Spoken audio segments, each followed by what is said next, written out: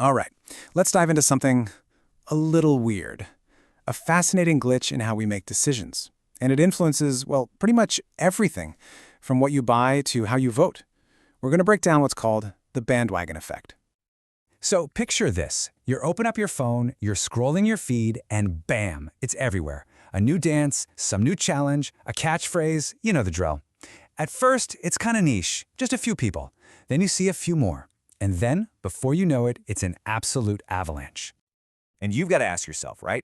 Why is everyone suddenly doing this? Is the dance really that good? Or is there something else going on here? Something a little deeper, kind of pulling the strings behind the scenes. So what is that pull?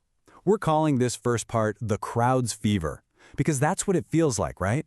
A kind of collective urge, a social momentum that can just spread like wildfire.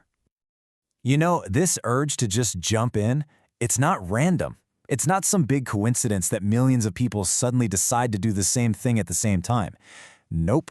It's actually a really powerful psychological phenomenon. It taps right into the core of how we're wired as social animals. I mean, think about it. It's like a survival instinct left over from our tribal past, where sticking with the group literally meant staying safe. Okay, so let's put an official name on this whole crowd's fever thing. It's time to get to the heart of it. What exactly is the bandwagon effect? So here it is, the official definition.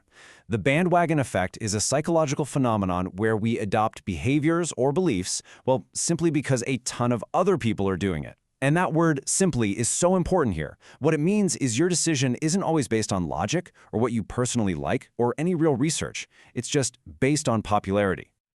Let's break that down a little bit more. At its core, this is a type of cognitive bias, which is really just a fancy way of saying it's a mental shortcut. See, instead of doing all the hard work of thinking something through, our brain just sees a huge crowd and goes, hey, they probably know something I don't. And that's it. That's the everyone's doing it mentality that can totally influence what we do, sometimes without us even noticing. Okay, so we get it. It's a mental shortcut. But that just leads to the next big question, right? Why? Why are our brains so programmed to take this shortcut? What are the real psychological drivers that make following the crowd so compelling? Well, it pretty much boils down to three big things. First up, the need to belong. I mean, we are fundamentally wired to want to be part of the group. Being an outcast feels dangerous. Then there's number two, good old FOMO, the fear of missing out. Nobody wants to be the one person left out of a cool experience or trend. And finally, number three, and this one might be the most powerful of all, is this deep-seated assumption of correctness. We just assume that the crowd must be right.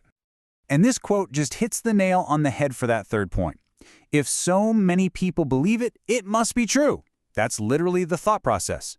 Our brain sees the crowd as a giant sign that says, this is the right way. We think, come on, there's no way all those people are wrong, so we just outsource our decision-making.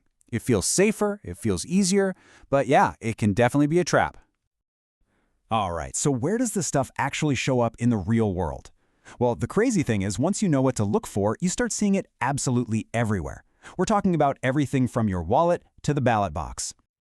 Okay, let's talk about financial markets. A stock starts to take off. Suddenly, all the headlines are screaming, everyone's buying this. That FOMO we talked about, it kicks into high gear. People are terrified of missing out on easy money, so they pile in, which of course pushes the price up even higher, all while completely ignoring if the company itself is actually worth that much. And boom, that is exactly how you get a financial bubble. Or how about politics? You see a poll that shows one candidate is the clear frontrunner, while suddenly, some voters might just decide to switch their support over to them. And you gotta ask why. Well, maybe they just want to back a winner.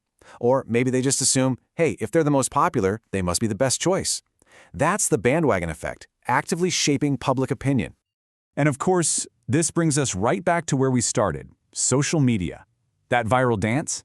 It's not just a silly dance, it's a signal. When you do it, you're basically telling everyone, hey, I'm part of the group, I'm not being left behind. It's the need to belong and FOMO all wrapped up in one. So let's wrap this up with a final thought.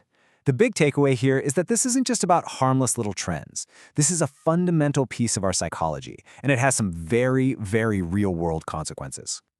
I mean, think about it. From the clothes you wear, to the stocks you trade, all the way to the leaders we elect, this silent pressure to just go along with the crowd is always there. It's like this invisible force shaping our world, a lot of times without us even realizing it's happening. Which leaves us with one last question for you to think about. The next time you feel that really strong pull, to join in on a trend or buy that hot new thing or support the most popular opinion, just take a second, pause, and ask yourself, is this choice really my own, or am I just hopping on the bandwagon?